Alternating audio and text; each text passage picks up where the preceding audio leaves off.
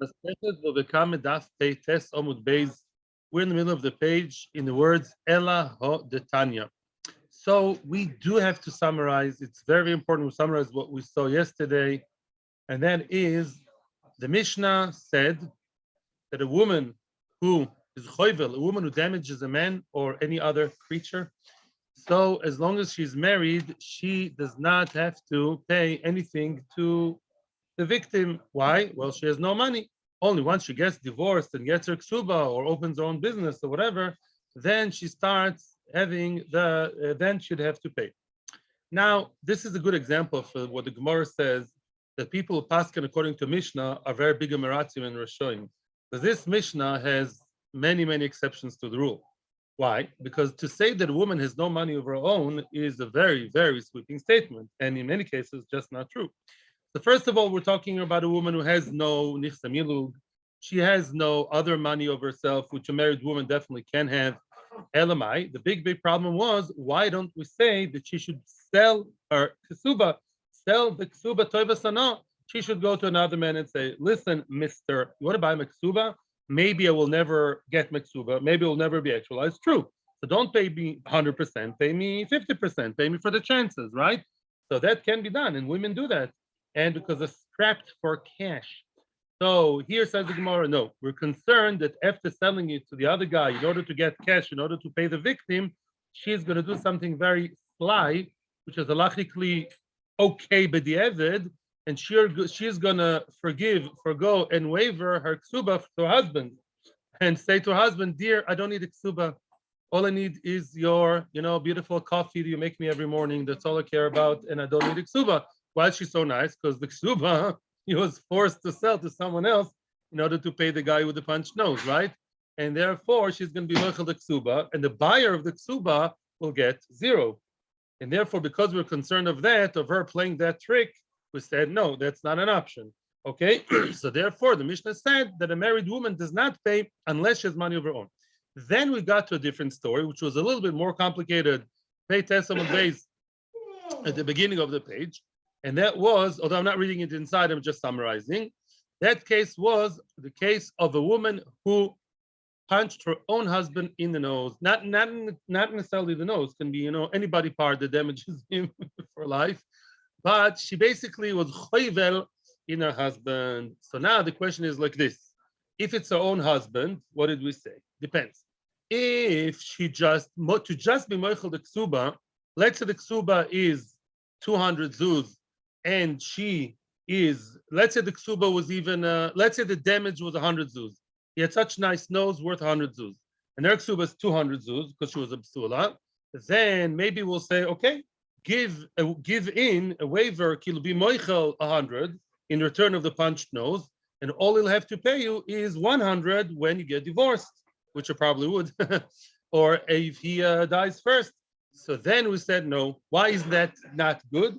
Because a woman should always have, and this is something which did not explain to you well enough yesterday. Rabbi Meir, we hold with Rabbi Meir. We said it, but we have to stress more. A woman has to have a ketubah worth at least 200. There's a minimal amount of ketubah that a woman has to have in order to remain married. And if she doesn't have a ketubah, if she has 199.5, 0.9, and not exactly 200, that marriage is called znus. The marriage is not real marriage because he finds her, he's going to be degrading towards her and will kick her out, divorce her too quickly. And therefore, if her ketubah is 200, and you say, okay, maybe deduct of the 200 to your husband, and the deduction would mean you pay him for punching his nose, that is not an option. Why? Because the woman should stay with her ketubah of the minimal amount. Now comes another option. Let's say her ketubah, she's a rich girl, he's a rich boy, and the ketubah is 1,000, and the punching of the nose was 200. Then enachinami. Then she should say, when I'm going to get divorced from you or you die, I'm supposed to get 1,000. Well, you'll only have to pay me 800, and that is halacha. Why? Because 200 is I punched your nose. Let's say his nose was worth 200. His nose was so choshuv, Imam model. Yeah, boom, punch the nose. That's it. Plastic surgery will not help. 200 she owes him, and her ketubah is more than 200. And chanami, let her pay. What do you mean pay? But at the end of the day, when we're waiting around the corner after the divorce, after actual ketubah, then she'll deduct the punching in the nose. That actually would help. Now, again, a third case. What happens if it's exactly the same amount? Let's say that her ketubah is 300 to make it above the minimal, because the minimal you don't touch. Less than 200 is nothing to talk about. I don't care. She's not a nice woman. She'll punch her nose, go to family therapy, all very nice. 200, you don't touch that. That's sacred. Otherwise, it's znus. Yeah, you have to have it. Now, 300 is really, really choshuv. 300, boom. 300 zuz worth of nose she broke. Now, she's supposed to get a ketubah of 300. Then we say, let her, yes, tell him, okay, honey, I will be moichel the ketubah of 300. Hi, how can you be moichel the ketubah of 300? It's a znus not to be without ketubah, because he'll be very quick to divorce her. When that says the Gemara, what are you talking about? What are you talking about? The Maisa, he'll anyhow want to divorce her, as Shlomo chapped very quickly yesterday, because what do you say? No, you have to, if you divorce her, mister, don't be too quick to divorce her. Think twice. You may have to pay 300. So what? He'll pay 300 in order to get those very 300 back from her as compensation for the hitting. Therefore, in that case, we say at least be a mensch. We say to the woman, be a womensch, and at least pay him the choiv. So in short, we never touched. So to say that a woman never loses, that's all we have to know now. To say that a woman never ever don't touch her money is not true. Even if she doesn't have nichse miloog, even if she doesn't have the many different options of owning money of her own, even without that, even ksuba wise, there are cases where what do you mean she loses? She has to pay. She punches his nose. For example, very simple case. That is if her chabala was less than the ksuba, right? Her chabala, his nose is only worth 50. Her ksuba is 300. I'm being exaggerating now. Then for him, of course, 250, it still have to pay. He won't be quick to divorce her. He still has a certain chunk of money he's got to pay. So in that case, we tell her, lady, deduct from your ksuba, because it's more than 200, more than the minimum. You deduct your ksuba, right? Providing that the chabala is less than the total of the ksuba. These are the two conditions. Two conditions. When is the woman pay her husband? Very simple. Yeah, next time if your wife punches your nose, you tell her like that. Don't write it home. Is one, if your ksuba is more than the minimum, right? And your ksuba is more than the punching, than the value you owe me for punching me. In those cases, then you lady, you got to pay me. How does she pay him?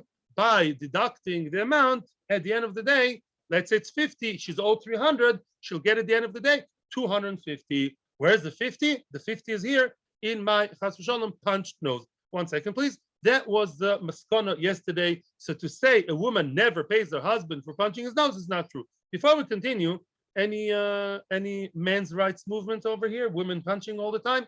So the noise kelim of the Shulchan Aruch, noise kelim, remember who?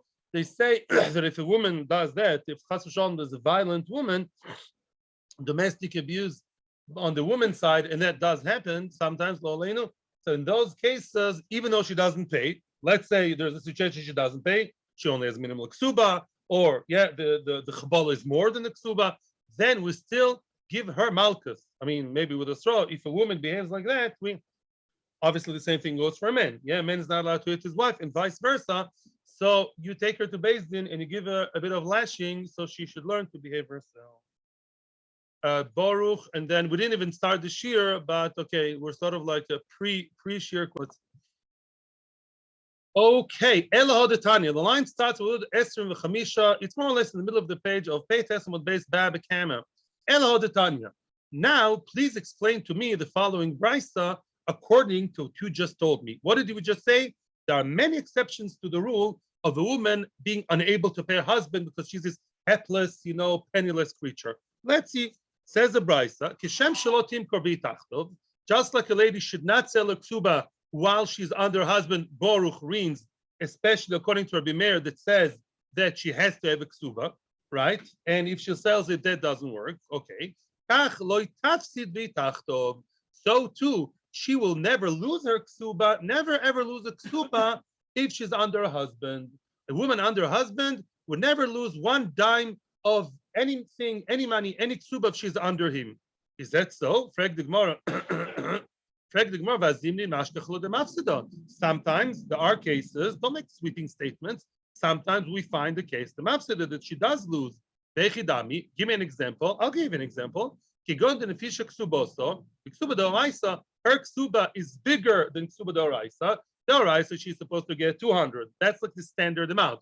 Her ksuba, she's a rich party from California. I don't know. Her ksuba is 5 million. Yeah, of course she loses part of her ksuba if she punched her husband's nose. She owes him 500,000. She has a ksuba 5 million. Of course, it's way above 200. So of course there are cases she loses. Why are you telling me such a sweeping statement that she never loses? What's going on over here? Omarove answers the Gemara. Seifa oson leksubas banin dichrin. The Seifa talks about this. Seifa relates to one very specific compartment in the ksuba, one specific paragraph in the ksuba clause. I meant to say in the ksuba called ksubas banin dichrin. Welcome to a new term, which may not be new for some people. I don't know. This appears many times in Maseches Ksubas, mainly in Daf Nun Beis. I don't remember it because Nun Beis is Ben Banin. A woman has the right to tell her husband under the chuppah to write a clause in the ksuba stating as follows: the banin dichrin, he says to her, he writes to her. Banin dichrin in nice modern English means male children, sons, the last. Yep. So now he writes to her, your sons will get your ksuba, whichever amount of ksuba I'm writing to you, darling Kala, this amount will always end up by your male children. What does that mean? I'll tell you exactly what it means. Be'ezus Hashem. Yeah, it's a whole thing. The story is as follows. We don't need the chart for that. It's something that I had to have. You'll definitely get it with the other chart. So Yaakov is married to two women, Rachel and Leah, and he likes Rachel better. You familiar with this biblical story? So no, okay. So maybe one day we'll learn Bible. So now Yaakov, not Yaakov Avinu, another Yaakov Pachachovsky, he's married to Rachel and Leah. He loves Rachel, and her ksuba is 200,000, and Leah's ksuba is 100,000. Let's say Rachel and Leah, to simplify matters, Rachel has 2 sons and Leah has 2 sons. None of them is a bchor. Please don't tell me bchor. There's no bchor. There's an older girl. Okay. So now Rachel's ksuba is 200,000. And Leah is 100,000 ksuba. Now, you tell me, please, does a woman's ksuba, does it always get actualized? Does she always cash her ksuba? No. For example, if the woman dies before the husband, on the rare occasion of a woman dying before her husband, the ksuba will never materialize.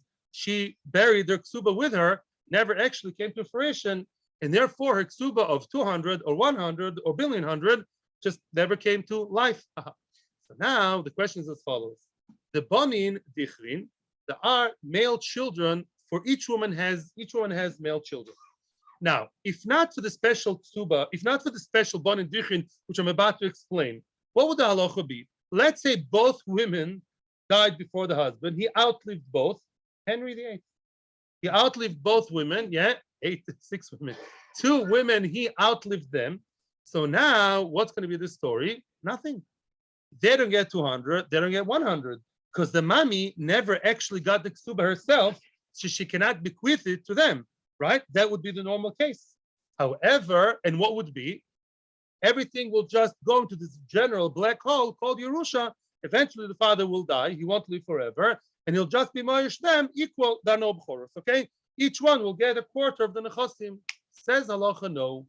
A woman wants to know that her own children will get the security of getting her ksuba, even if she dies before the husband and she does not actualize the ksuba, her children will get, and you know who's very upset about this law? Leah's children. Leah's children are unhappy.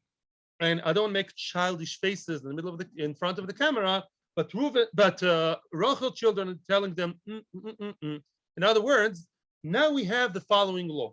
Even though our mother Rachel died before your mother and before anybody, so her ksuba was not actualized, those 200, they still go to us. And when daddy will die, we have that as a secured package in the corner. We'll get that 200,000 regardless to who dies before, after, in the middle. It will always be secure to us even if mommy died and mommy never actualized it, which means we'll always get 200 and you guys will always get 100, regardless to the chronology of who died before who, even if our mothers die first and we never actualize it. I'm so sorry, Leah's children, but that's your tough luck. Your mommy should have been nicer to that extent. Yeah, so that's basically the story of Ksubas banin dichrin. It's a chiddush of Chazal, and that's, the women's rights in marriage. I would say that's, no questions for now. We're in the middle of the thing. Women's rights in marriage are about, 1.5 million, and that's right number million. So yeah, get me? In other words, that's Ksubas banin dichrin. I would like to continue and implement it to our sugi, and then I'll be very happy to your question. Unless you have very, very specific, not if.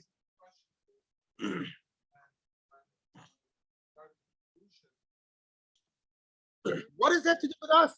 Let's see. Omar Rove, I'm reading again, Rove. Seifa, that end of the brisa which just quoted to me that a woman never loses, never loses, never loses. You know what it means? Also, Ksubas banin dichrin. This brisa talks about a very, very specific story here of Ksubas banin dichrin. Bachik Tani. This is what it says.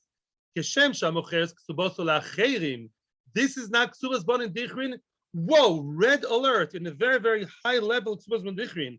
That lady mocheres ksuboso la'acherim. I'm pausing on purpose. You know what Rachel did? The one who got the fancy big ksuba of 200. She was very strapped for cash. She sold her ksuba to other people, which according to some is allowed. She's allowed to do that. Okay, nagid, yeah, not remeir. And then the other person, the buyer, eventually, what does the buyer hope? That the husband will die first. And then instead of Rachel, the buyer will cash her ksuba, and she's an honest girl. She was not moichel her husband. Now, the guy who bought the ksuba from Rachel, oh, misken, he lost the lottery. You know what happened? Rachel died first. Oh, I feel bad for him. Rachel died first, which means the ksuba never materialized, was never actualized. The buyer, Mr. Shimon, okay, you lost the lottery. Every time you bought a lottery ticket, you won. Halavai. So now the question comes, you know who's now coming and being very annoyed? Leah's children. Leah's children say, I'm sorry, there's a limit. Here, we are in the Torah Rabboni. There's a limit to the chutzpah. Okay, we have this Ksubas banin dichrin.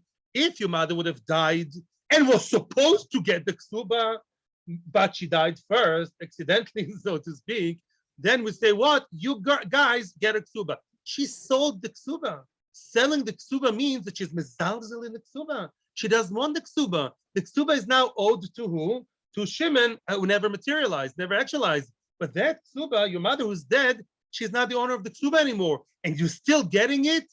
Says based in, so sorry, Leah's children. Rachel's children will still get it. 1 second. I'm reading inside the Talmud. She did not lose the Ksubas banin dichrin. Once Rachel closes her eyes and brings their soul back to the Creator, even though she gave up on the ksuba because she sold it, her kinderlach still get her higher ksuba. My timer, why? Zuzi hudansua. We assume a woman only does that if she was forced by money, which means she was strapped for cash. Is that a good expression? Yeah, I'm good. She had a bit of a hard time financially. She needed to buy something, do something, and therefore we say it's not that she was mezalzel, give it up. She really wanted the ksuba. She had no choice. Let's continue. So too continues the brisa. A lady who sells the ksuba to her own husband, and that for sure can be done. Same thing. Let's say Rachel sold her ksuba to Yaakov. Yaakov gave her cash now. How much is her ksuba? 200,000. So Yaakov is paying for that 150. 150 she got her bank account. Whoa, 150,000. So now what?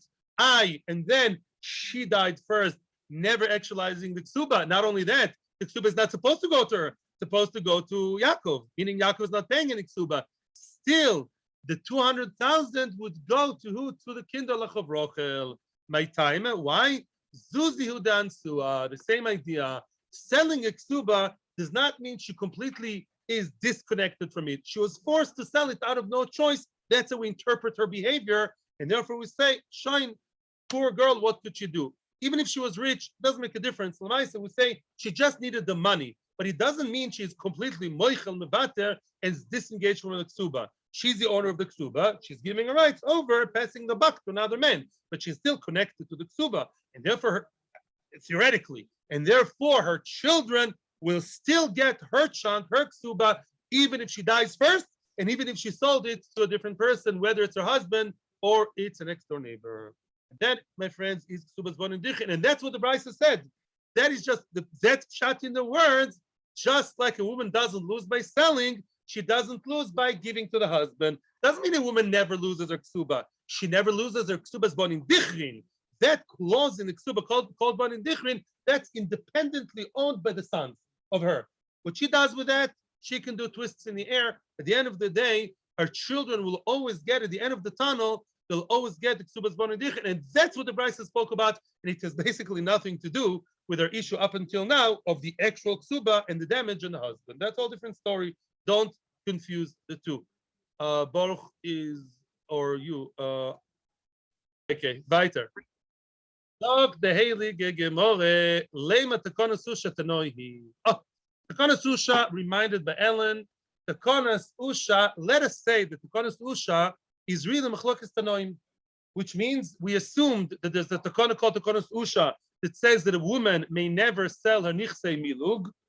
I assume we all know what that means, because to avoid the Ava on the husband's side, I want to say, says the Gemara, I think whether there was or was no takana susha is machlokas tanoim, or machlokas tanoim whether we follow such a takana. Not all tanoim agree that there is such a takana. We now want to suggest that really, according to some tanoim, one brisa, there is what?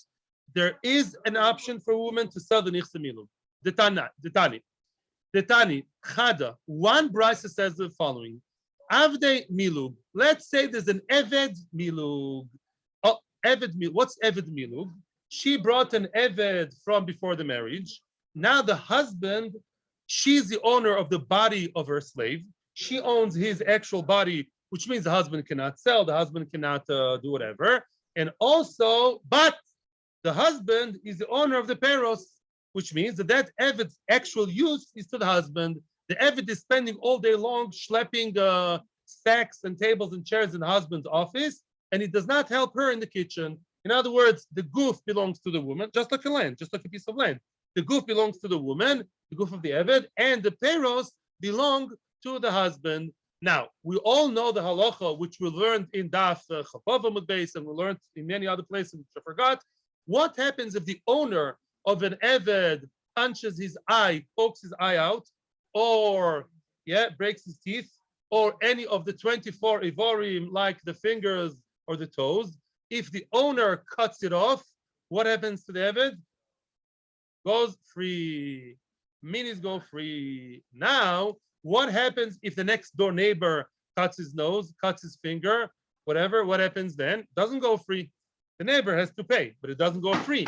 Only if the owner hits him hard and causes him to lose an aver, then we say that the eved goes free. Now the question is, what happens if the husband cut his nose or finger, or the woman did? Says the Brisa, who is the real owner? Avde miloog, what? Let's see. Avde miloog yotzei mishen ve'ayin leisha. Well, the isha, she's the real owner. Why? Because she owns the goof. So if she if she poked his eye out, he goes free. Avaloi leish. But the husband, no. The husband, he is not considered to be an owner because kinyan peros. Kinyan peros is all he has, and that's not a real kinyan. But listen carefully. We're now saying that she, the lady, is a real owner. We're saying that she's an owner of nichse miloog. If she punched his nose of the eved, then he goes free. So you see, not like the konasusha, not like the konasusha, Rabbi Sai.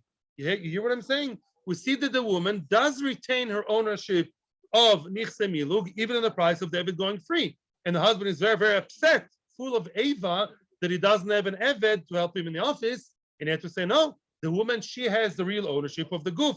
That seems to be not like the konasusha.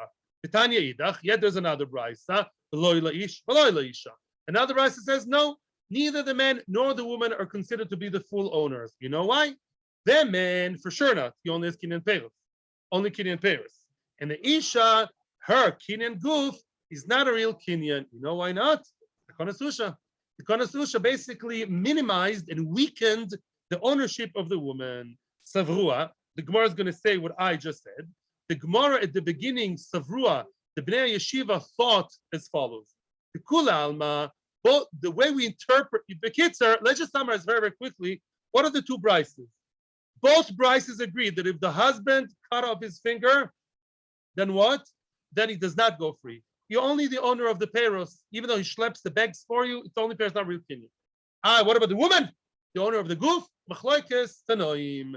Whether the woman cut off his finger is going to go free or not, there's a question. Is she defined as an owner and not defined as an owner? Why? What's the machloikes between the brises?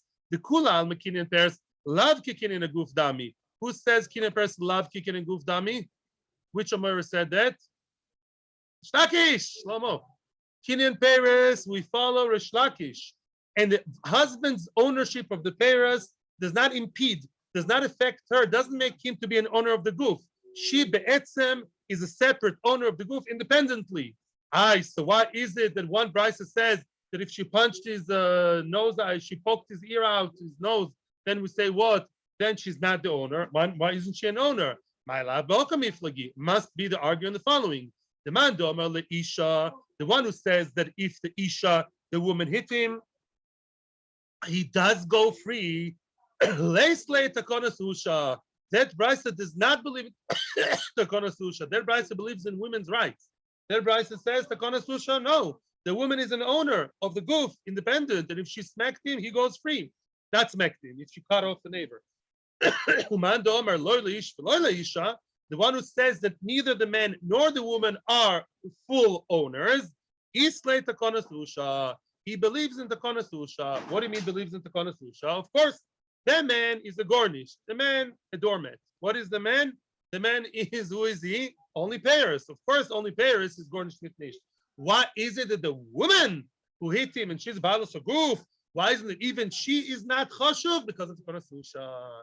The Konasusha said, I know you're the owner of the goof, but we said as long as you're married, you cannot really get anybody free. You cannot be a real owner to sell or to set free, even accidentally. That's it. Your ownership is very, very limited. That seems to be machlokes. So what you told me is the Konasusha seems to be a point of debate. Seems to be, like a bone of contention. Yeah, that's the shaila. That's the machlokes.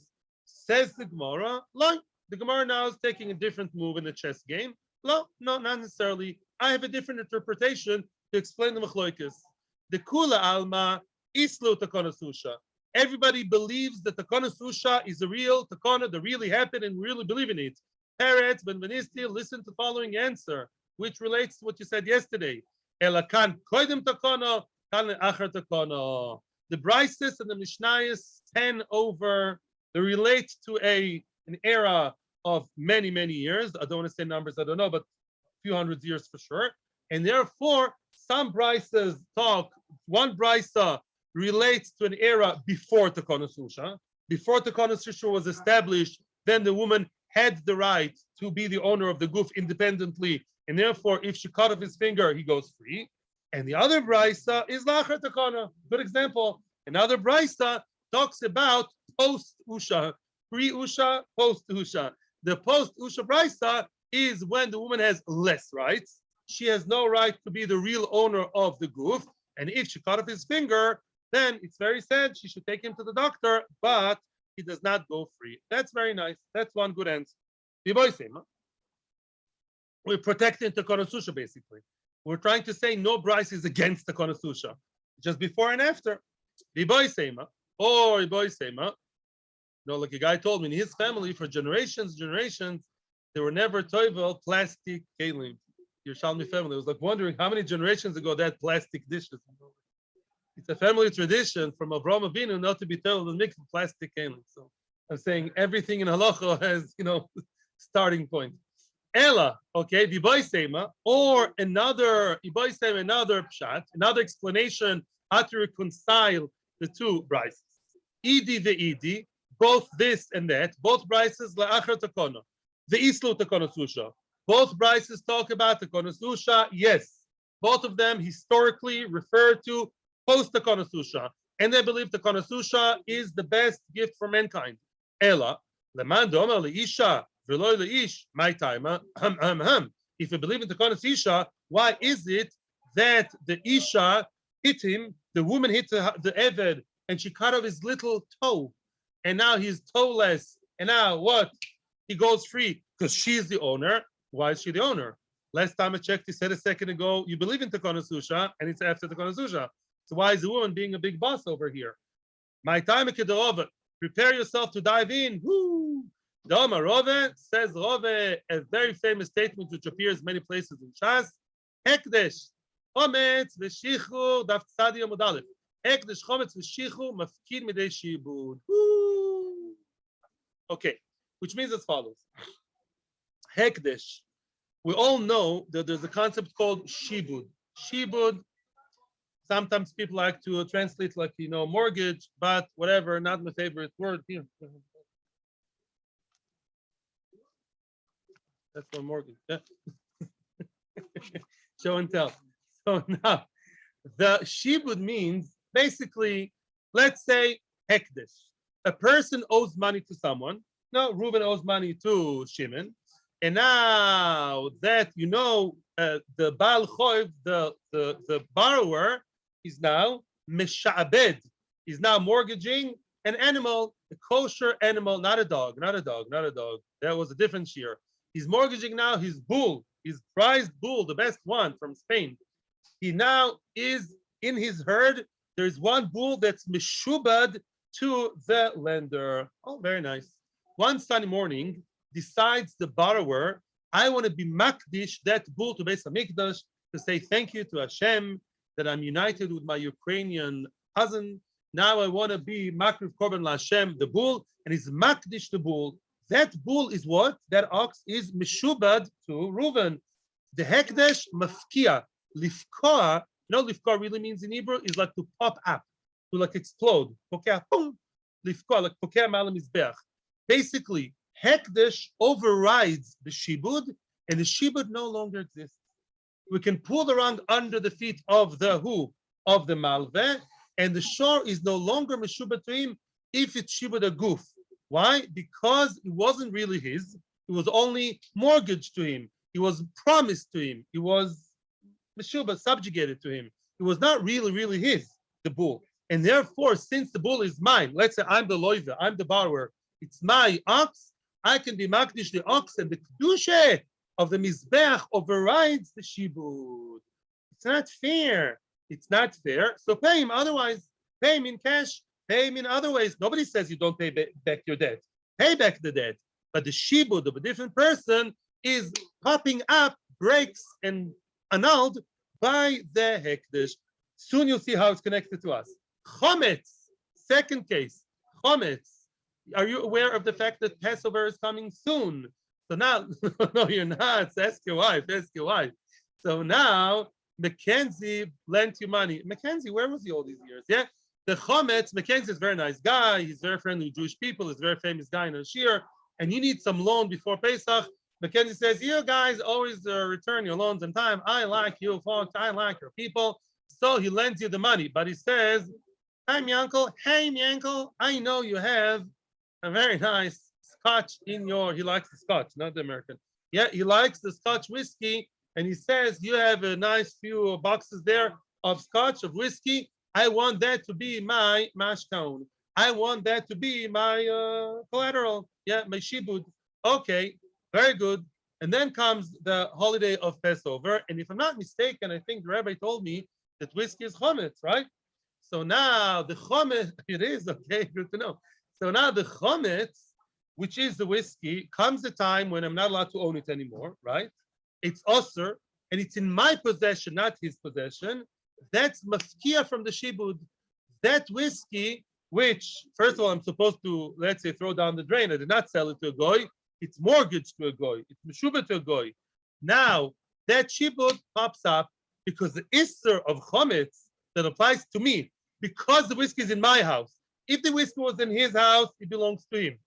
If the whiskey is in my house, or the nice pieces of fancy cake, which he always likes, Tim Mackenzie, they actually are, boom, the Isser Chometz pushes in, and the Ben Adam Lamalkam overrides the Shibud, and now it's not Meshubah to Mackenzie. Mackenzie comes knocking on my door, didn't pay the debt. I'll tell him, I'm sorry, Tim, my Chometz became forbidden. It's part of my religion. You can take my computer, take my jug of water, take my socks, don't take the cake because it's already Isser Chometz, and that overrides your thing.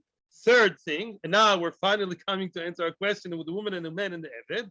Shichru, what's Shichru? Let's say an Eved was Meshubad, very easy. Let's say the same story as with the Hekdesh. I'm really strapped for cash, and of course I have a few avodim, I have a few slaves, like every good Jew. And what? He has an Eved, the Loive. The Eved is Meshubad to the Malve, is kilo mortgage collateral to the Malve. Now I decided to be Abraham Lincoln, and I decided from some reason, although halachically it's not so simple, but from some reason I was meshachre my Eved. You know why? I needed a minion, a blazer in Gittin. They had 9 Jews. You know how annoying it is. You wait for the 10th person forever. He said, "Hey, that's a great idea. The Eved is here." You're always very, very annoyed why the 10th person in the shul is a 12-and-a-half-year-old boy. The most annoying thing in the world. Can't you just grow up quickly? So there's a solution. If it's an Eved, you free him in order to make a minion. If he becomes a Jew, he can join a minion. So let's say you freed the Eved. That Eved, which was Meshubat to the Malbe, is already not considered. The Shichrur overrides the Shibud of the Malve. What does that have to do with the price of cheese? Asking everybody. Very easy, not very easy. I actually did some research and I saw a Ravid brought on a Shittim Kubetzis, and he says as follows. He says, that woman, what's her question? Let's not lose focus here. Let's not, lose sight. Well, what's her question? The question is as follows. We have the Kanasusha, right? A man overrides his wife's rights of the ownership. She's the owner of the goof, but he's like sticking his finger in her business, and that's the Kanasusha. His peirot is like a goof, the Kanasusha. She cannot move around. But if she cut off his finger of the Eved, she's not completely out of the picture, right? She's a partial owner, that's for sure. She has Kinyan goof. When she cuts off his finger, Mimela, what happens? Shichrur takes place. The husband is the owner? No. Listen carefully to what the Ravid says. It took me a long time to find it. It says the Ravid, the husband is not like an owner of her part of the goof. The husband is like a mishubad. Is like the malve in the story of the Ovid of the Chometz. It's a partial ownership. Just like if I have my apartment, right? And Mirz Hashem, the bank will never take my apartment away. It's my apartment. It's mortgaged to them. I live there, not them, right? Not the guy in the bank. I'm the owner, and the bank people have a finger in my business because it's shibud. So too is the konas usha. It's a woman's eved, yeah, woman's goof. The husband is like meshubad, over her. Mimela, very nice. Shichrur overrides shibud. So the fact she cut off the finger and she freed him, Mimela what? Mimela, now the husband shibud pops out the window.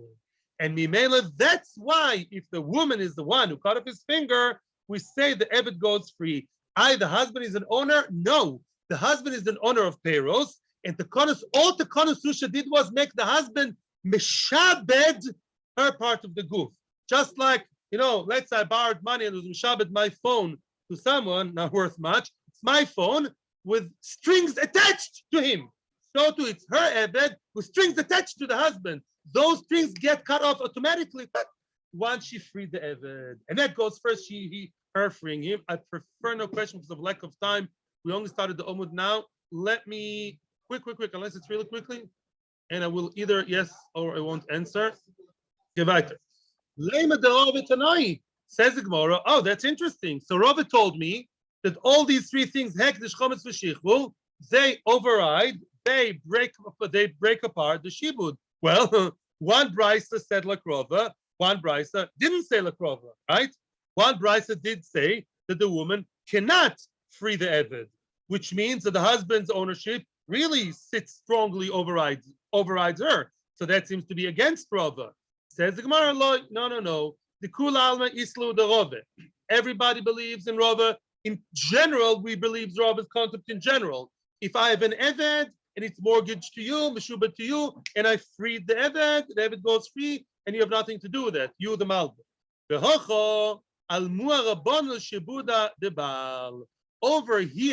Over here, according to the opinion that says that a woman cannot free her eved, they interpret the takonas usha of the Baal being super extra strong, deep into her ownership, and avoids her, prevents her from freeing. That's all. But in general, if it's not a husband and wife takonas usha business, everyone agrees to Rava. If it's tam, a different story. Biboy sema, another possible answer. The kula alma leis lehulani tanoy takonas usha. Wow, wow, wow, wow, wow. Possibly we can say nobody believes in the Konasusha. Whoa. We could say both opinions, both brises. One of them says that the woman frees the Eved. The other one says the woman does not free the Eved. Really, both of them, none of them believes in the Konasusha. So what's a machloikes? Very easy. We have the same machloikes of Rabbi Yochanan and Rish Lakish, whether we say b'chol Torah kula, nothing to do with the Konasusha, not the Konasusha. It's a general, wider machlokes, regardless of the marriage or the gender or anything to do with that. General question: when one person owns the peirot, the profit, the gains, the dollars, David washing the floor, do we say that that is affecting the goof? Yes or no? Which is a general machlokes. Which you see, remember we saw it regarding a father and his son. Some general machlokes. And that is connecting us to the following 4 facet machloikes. So now let's see another halacha that appears in the same parsha in the Torah. Again, Jewish riddle. Your general knowledge in Chumash is being tested now. You tell me, what happens if a regular Yid smacks another Yid, not smacks, really beats the daylight out of him, and the other Jew deteriorated from the terrible break in the skull until after 3.5 months he died. Do we say that the first person, the one who hit him, and he was definitely connected to the really big blow he got after 3.5 months, he battled for his life and then he died? Do we say that the murderer is executed or no? Yes, million% yes in Sanhedrin. However, okay, I still like you just the same. However, what happens if it's an Eved, and the Eved got a big smack from the Odon, and then the Eved, after 24 hours, after Me'es Le'es, as it says in the Torah, Yom or Yomayim, Yom Shehu Yomayim, between a day and 2 days, which is 24 hours, regardless. So what happens if the Eved died as a result of the blow, but there was a 24 hours period between the blow and the actual death? Do we say that the owner goes to be executed? No. Oh, now you're right. No. Special halacha. Why? They explain them before because the Vadim tend to be very lazy, and the Western world always likes to be on the side of the underdog, and that's a problem. Many times the Vadim abuse their rights because an Odin is supposed to be nice to even Eved Knai, says the Rambam, and the Vadim can just sleep all day long, so you can smack them, and up to a point, not too much machzorius. And if it's a mistake after 24 hours, then they died, it wasn't such a big blow that killed them straight away, then we exempt the Odon, and that's a din d'oraisa. Only the Odon, not the foreman, and not the Odon's wife, if she's not the owner, and not the Odon's best friend. Only, no questions now whatsoever. Only the Odon himself or herself, as we're going to see, only the Odon smacked him, and it was a 24 hours period. Odon and Odon only had the exemption of Yom Yomayim. Okay? You got the facts right? The Tanya. So that's in 4 minutes, you'll be able to ask Hashkafa questions. Now listen to the following story, and that appears also in Bava Basra Daf Nun, the Tanya. This is an Erev Pesach story. Somebody sold his Eved Knaini to another Jew. That can be done.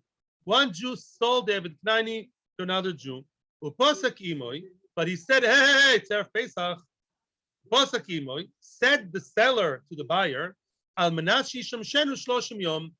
to retain for myself, I want to hold back my rights to have the Eved serving me for the first 30 days. People do that a lot with selling a house, right? You didn't find a new house yet, right? It's your house. I'm still going to live there in the first 30 days with the rent, without rent. These things happen. Yeah, in the Veshamir and the Vedis.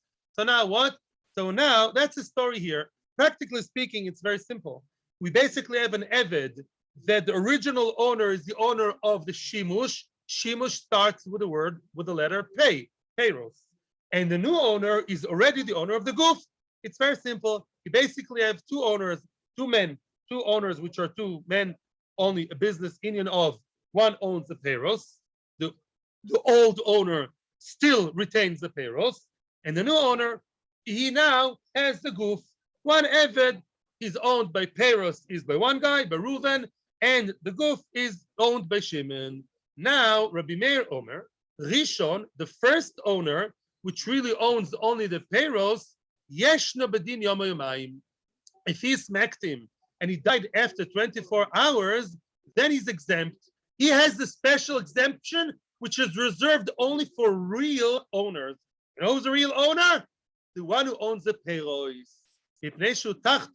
He's the one actually using him. He's the owner of the peirot.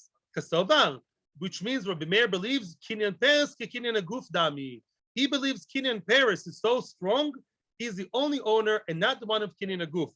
That, by the way, is very big kiddush. Because when it came to husband and wife, we said the husband who owns the peirot is not really an owner. Says Tosfos, you know the difference? Yomi Yomayim Baruch. Yomi Yomayim has to do with the person who uses him. Who's the one supposed to smack him every once in a while who doesn't get out of bed? The one who uses him. Since the one who actually uses him is Bala Peirot, there's his usage, he has the right to a certain point to give him a shtickle smack. He died after a longer time. His potter is the owner, since kinyan peirot is more choshuv, especially in this case of Yomi Yomayim. Rabbi Yehuda Omer, opinion number 2 is Rabbi Yehuda, and there's a chart. I prepared you a chart for that. Rabbi Yehuda Omer, Sheni yeshna bedin Yomi Yomayim. Just the opposite. Who's number 2? Sheni is the new buyer who currently only owns the guf. He's the one who has a special din of an owner. That it belongs to him, as you guys were all saying. The woman is the real owner. In this case, he's the owner of the guf. Kasovar, which means Rabbi Yehuda believes kinyan peirot love kicking in a guf dami. No, kinyan peirot is like a cup over the table, not like a tree with the roots inside. Kinyan peirot, kinyan guf are separate. Who's the real owner? The guf owner. If the guf owner is the one who caught the one who smacked him and he died too late, he has the exemption. But if the user of the peirot hit him, he's going to die straight away. We execute him even though the death was after 24 hours. He's not the owner.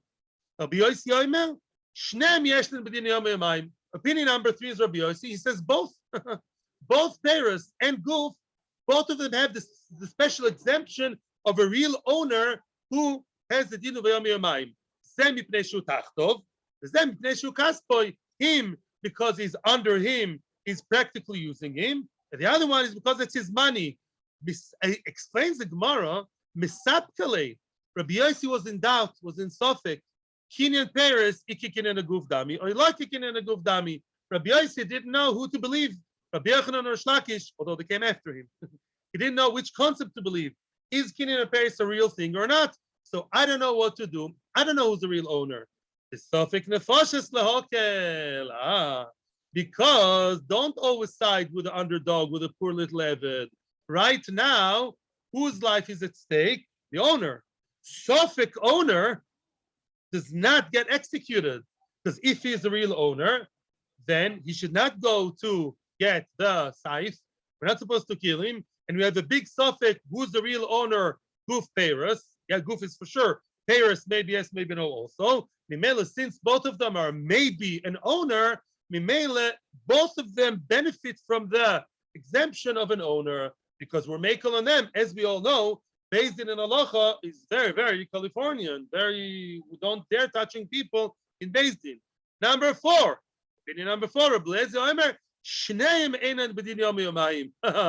both of them are not, or in English you would say, none of them is in the din of Yom Yomayim. You take both of them, whichever one smacked him, both of them would go to the death, would be executed, and would not and benefit from Yom Yomayim. He's being very stark with the Odon. None of them is the real owner because he's not full owner. He's not a full owner. You have to have full ownership, 100% of Guf and Peirot in order to be that owner that gets a special exemption of Yom Yomayim. Why? Why is Beleza saying that? The Torah regarding the Eved has a special word, kaspoy, his money. Kaspoy Hamiyuchad Loy, full stop. It has to be Kaspoy, 100% from A to Z. Yeah, hook, line, and sinker has to be each and every iota of the Eved has to be owned only by you. Kaspoy, his, fully his.